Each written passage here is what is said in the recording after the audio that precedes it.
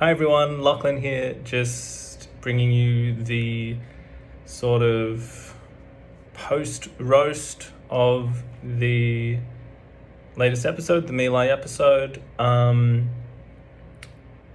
This is coming a day after release. Part of the reason is, as I alluded to at the end of that episode, I really don't want to think about My Lai anymore for at least a while until it comes up in the podcast again, when we'll do a little bit on the trial to sort of give an aftermath of the massacre and how it plays out in the public and the trial that occurs.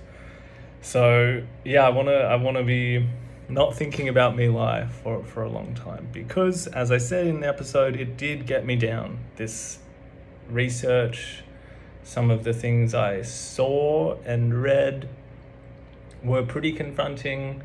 And this is from, it's not like this is my first rodeo, as it were, but perhaps because I haven't been exposed to, I haven't been researching things that have been too much on the side of mass atrocity. Like if we think about it in terms of the podcast, it's been more general history kind of stuff, politics, that kind of thing for a while now. And even going back further to, say, my thesis and other episodes and other research, it rarely goes into, or rarely there's even that much detail available to be considering and thinking about and imagining. And there is a difference between, say, reading about what happened at M13, the prison that the Khmer Rouge set up prior to S21, the horrible things that went on there, or general mass killings, when the detail there doesn't often resolve too much into graphic descriptions or photographs, because they simply, either the person was killed, so they don't remember, or there was certainly no photography of it, and you're not often thinking about, like I said, the second to second, the minute to minute detail there. Unlike this, which from dozens of people's recollections and photographs and victims, you can resolve a very clear picture of what happened. And going one step further than that was having to properly try and understand what occurred that morning so I could explain it to other people. Probably for the first time took me into a different level of trying to understand something like this. What it actually reminded me a lot of, there was a mass shooter in Australia in the early 90s. It was the worst mass shooting, I think, for a time in the world, in Tasmania. And as is often done, and particularly for Australia because it was such a big deal, like it caused a buyback of most firearms in the country after that, and we haven't really had a mass shooter since.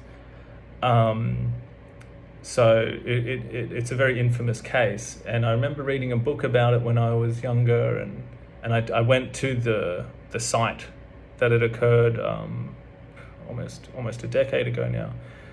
But I remember sort of retracing the steps, and you can there is police footage that was sort of unintentionally leaked from first entering where it happened, and you can see the very newly murdered people, and sort of following the steps of the killer that day, things like that. And researching this episode did take me back to that kind of headspace where you're really tracking what happened. And with how grim some of these details were, it did affect me a little bit, researching this episode. So I'll be glad to not have to think about it for a while. Anyway, so yeah, I wanted this video to slightly be, I guess, a continuance of that kind of stream of consciousness rant I feel like it went to at the end of the episode. It got to that point because I was sometimes, a little peek behind the curtain here, like I'll do all of the research, I'll get all of everything I need written up into various documents and PowerPoint and like screenshots of things like that, and then I can sort of use that to write, and I'll write the whole episode and then I'll record it, which makes sense, right? This one, because a couple of things happened where I did really want to start getting it out quickly, so I didn't want to wait until I'd finished writing.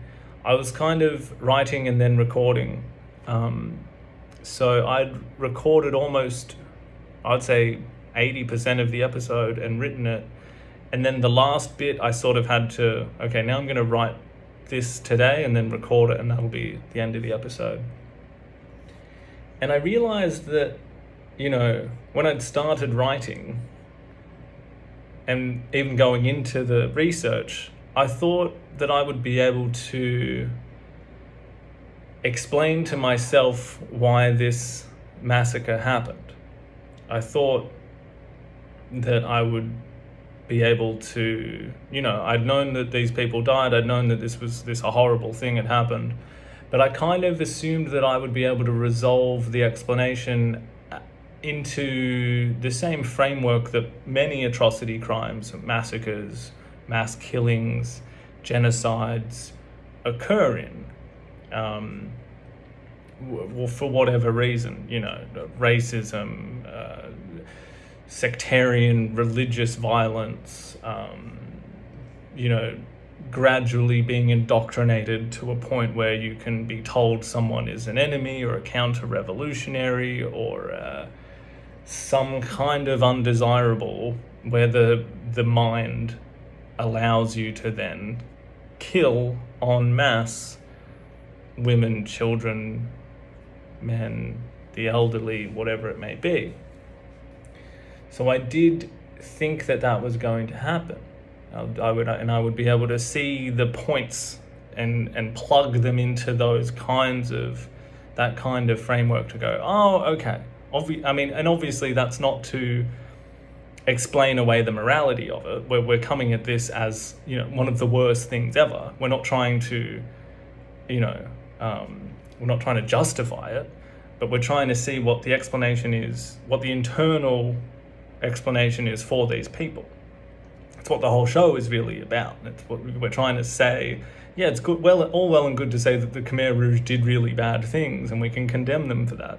But what the more important historical exercise is to say, yeah, but why did they think they were doing it? Like, how do you get there to then do this and think you're doing the right thing? Because that's another common thing. There's always, these people always think they're doing the right thing by killing millions of people.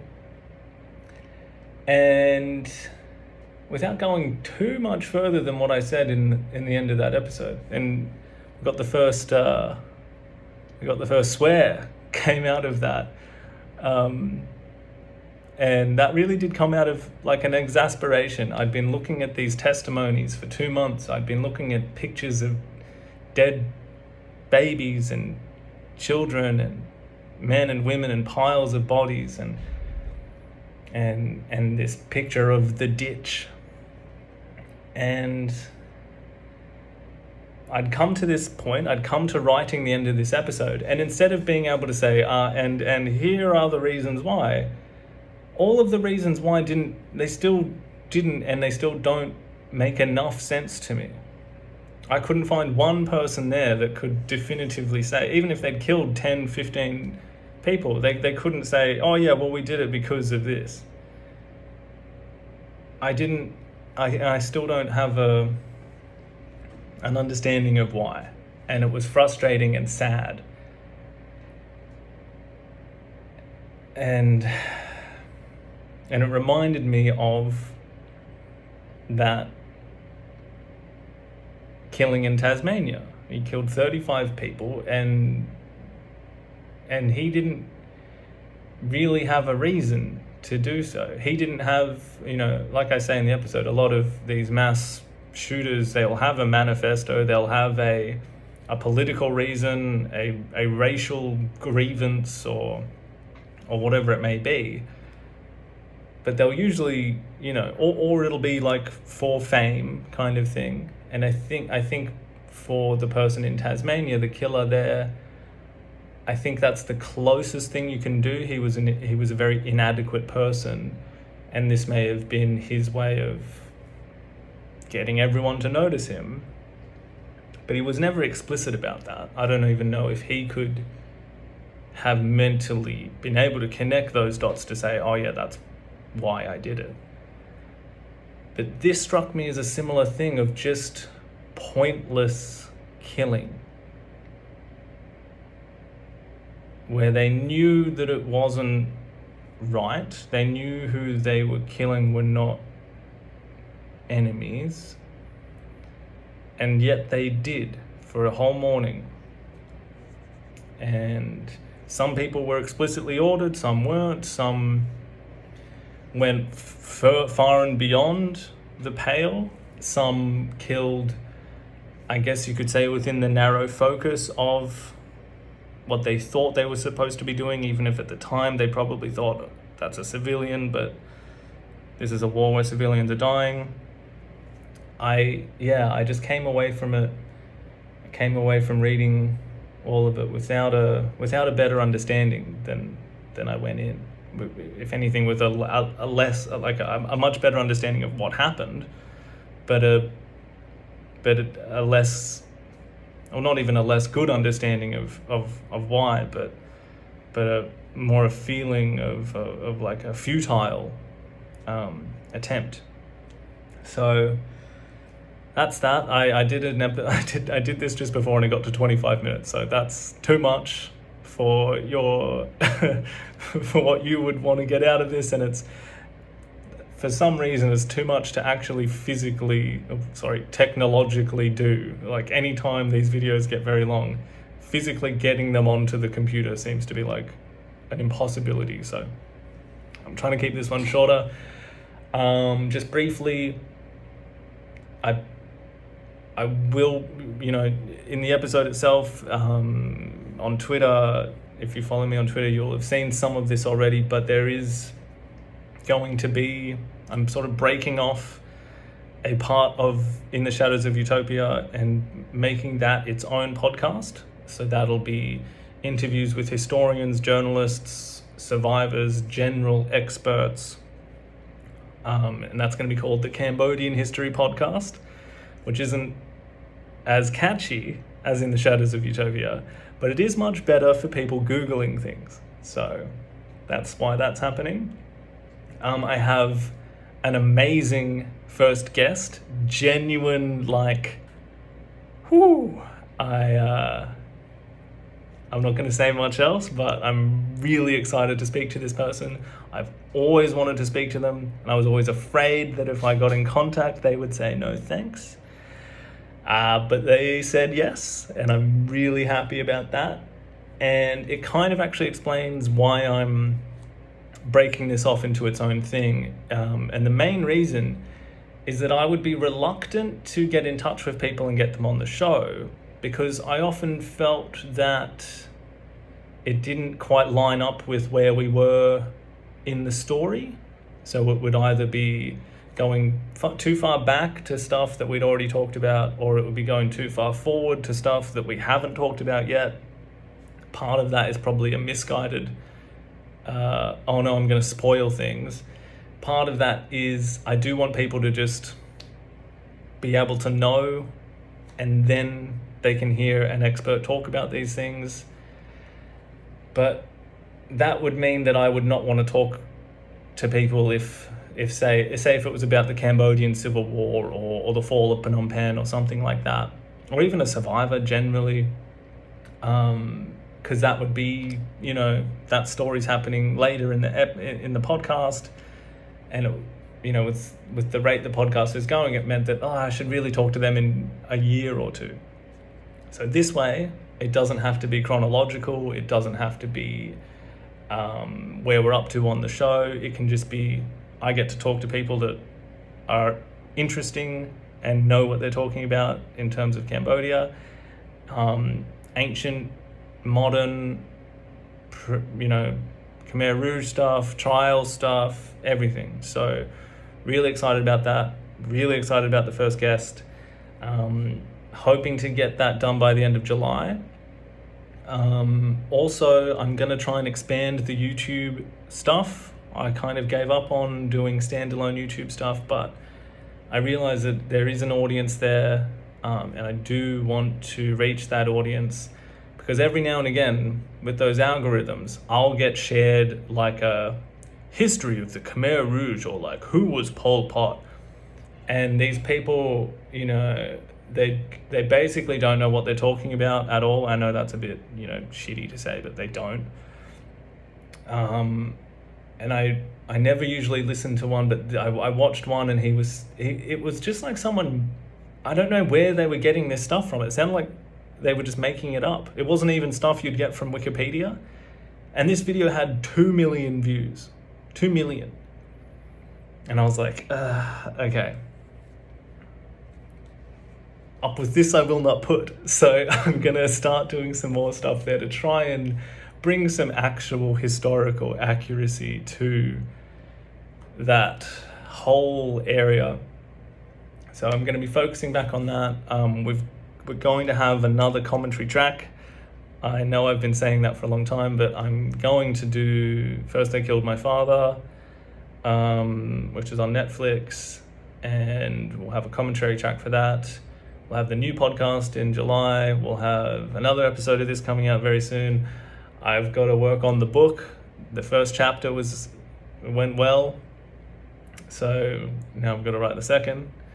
But it's an exciting couple of months. It's a big couple of months, and I wouldn't be able to do all of this without your support. I'm so thankful for it. It gives me a confidence to do this.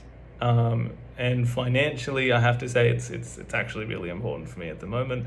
My sort of day job, as it were, the company is kind of disintegrating, and I feel like it might actually be a point for me to say, you know what, this little Cambodian podcast thing you're doing isn't just a hobby anymore. It's something that's taking up most of your time, so maybe you should try and make this your primary source of income. So that's what I'm gonna try and do. And I wouldn't have the confidence to try and do that if it wasn't for what everyone here has provided me so far. So I actually can't thank you enough. And I'll leave it there, because we're already getting a little bit too far. Thank you, everyone. We'll talk to you again soon. Bye-bye.